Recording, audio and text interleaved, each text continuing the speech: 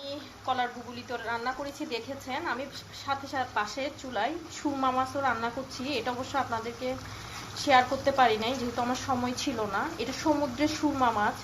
আমি সব মশলা একসাথে কষিয়ে টমেটো দিয়ে এটা রান্না করছি। এটা খেতে অনেকটা গরুর মাংসের মতো।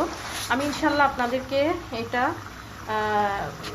নেক্সট আপনাদের একটা ভিডিও দিব সুরমা মাছ নিয়ে। এটা নিয়ে কাবাব করা যায়, বিভিন্ন ধরনের বড়া হয়, এভাবে রান্না করলেও খুবই মজা লাগে।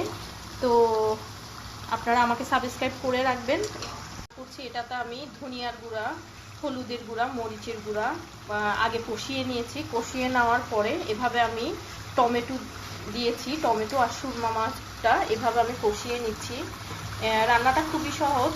আর এই সুরমা মাছ দিয়ে বিভিন্ন ধরনের আইটেম হয়, বড়া হয়, কাবাব হয়। আপনারা এভাবে রান্না করবেন। আমার সুরমা মাছটা প্রায় রান্না শেষ। এটা খুব একটা চুলায় বেশিক্ষণ রাখতে হয় না, শক্ত হয়ে যায়। ভিউয়ার্স, আমি সুরমা মাছটা কীভাবে রান্না করেছি একটু বলে দিচ্ছি আপনাদেরকে। এখানে আমি মরিচের গুঁড়া, হলুদের গুঁড়া, ধনিয়ার গুঁড়া দিয়ে আগে মশলাটা ভালো করে কষিয়ে নিয়েছি।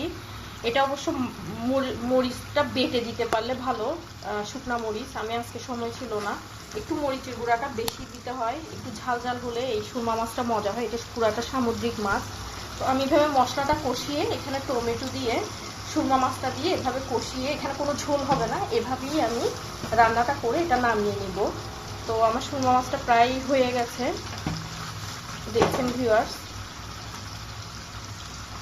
তো আমি এটা 5 মিনিট রেখে উপরে ধনিয়া পাতা দিয়ে নামিয়ে নিব। তো সুরমা মাছটা কিন্তু সামুদ্রিক মাছ। এটা কিন্তু খেতে খুবই মজা, অনেকটা গরু মাংসের মতো। এটা রান্নার আগে একদম নরম থাকে, রান্না করার পর এটা শক্ত হয়ে যায়। আপনারা এটা খাবেন, এটা এভাবে রান্না করে খাবেন, খুবই মজা হয় এটা। তো 5 মিনিট পর ফিরে আসছি। মিনিট পর আমি এটাতে আরেকটু পানি দিয়ে নিলাম। পানি দিয়ে এটা নেড়ে চেড়ে নিচ্ছি।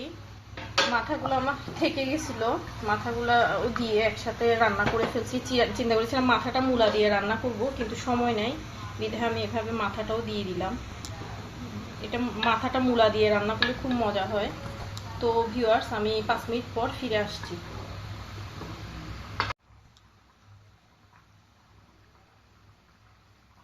আমি ঢাকা দিয়ে দিলাম।